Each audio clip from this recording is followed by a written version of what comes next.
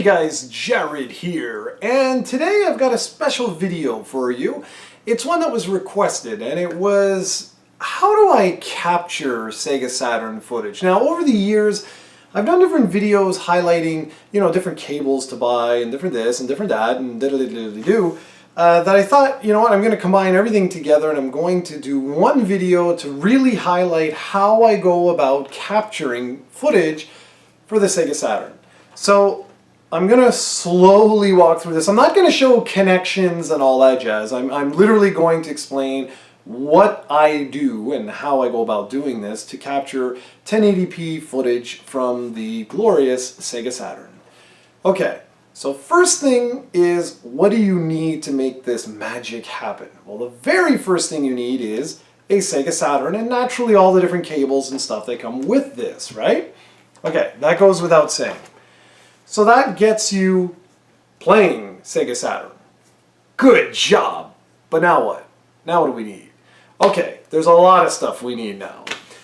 So the next thing is I'm like, okay, well I want to boost the signal as high as I can go without, screwing up any of the image, or as much as possible. Now there are many ways you can do this via upscalers.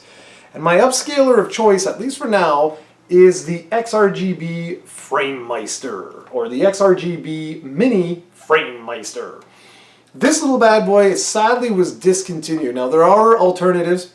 A couple of people, you can leave some comments and let people know exactly what they are, but this is a really fantastic upscaler. For the longest time this was the best upscaler, and if another one comes along that dethrones this, then I might consider picking that up at a later time. So okay. So that's fine. This port here is for RGB. And what you want to do is that you want to take the native RGB signal out of this and throw it into that. So by default, this bad boy comes with a JP or a Japanese 21 pin SCART cable. This is not one of those.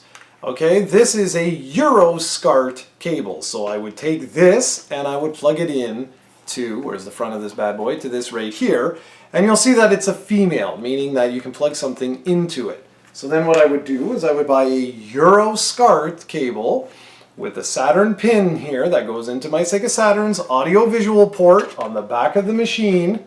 I'm pointing in the right direction, in the back of the machine, and then I simply connect these two together, okay? Et voila, comme ça. Alright, so that's it. So this end goes to the XRGB Mini, and where is it? This end goes into the SEGA Saturn. So what does that give me? Well, okay, at this point in time, what we've done, and obviously you have to plug this into the wall to get some juice.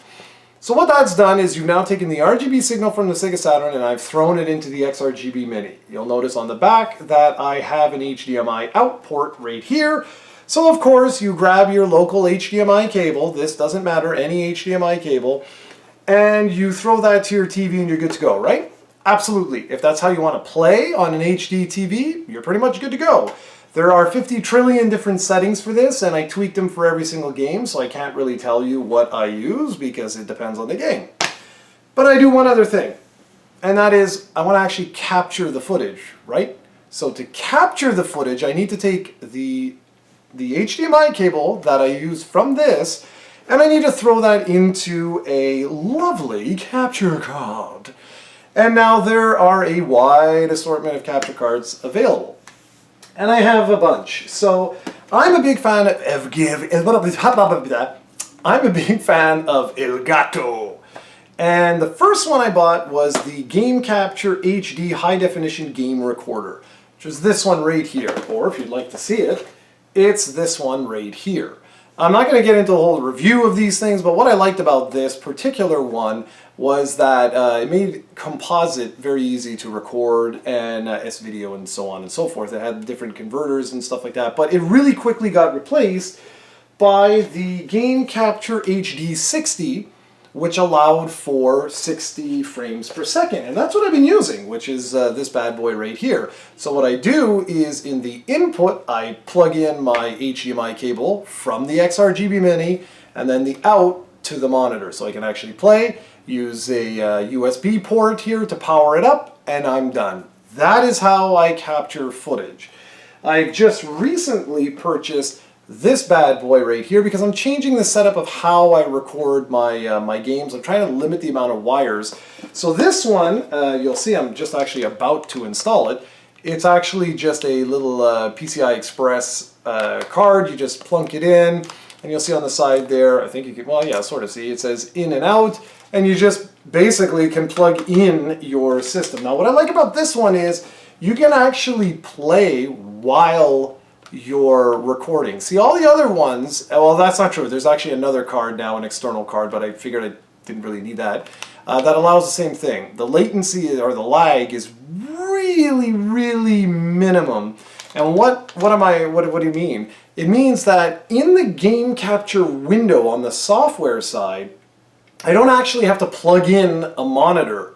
So that, like, if I'm going to do streaming, if I'm recording footage, I can just leave the HDMI in, always plugged in, and then take the other side of the cable and just leave it loose. And then all I have to do is take this and plug that into my HDMI out here, and I'm pretty much set for all retro reviews. And for modern day reviews, the cable's right there. Just plug that into your PS4 or Xbox One or Switch, and voila, you're good to go. You have instant recording capabilities. Now, what I really like about this card, and I believe you can do it, I'm not actually sure, so I'm going to not say anything. But what I really like about this card is that it allows you to stream, and it allows you to record simultaneously. But if I stream, it doesn't record my voice if I want that. So in other words, you guys could see me actually capturing some gameplay for a Sega Saturn game, say like Saturday morning, every, like, you know, whatever, I don't know, every 2 weeks or something like that. And then that footage that I record, it'll actually save the HD 1080p 60 frame per second master separately, so that I can then use that to splice it up and whatnot and make a review for the next week or the week after or whatever.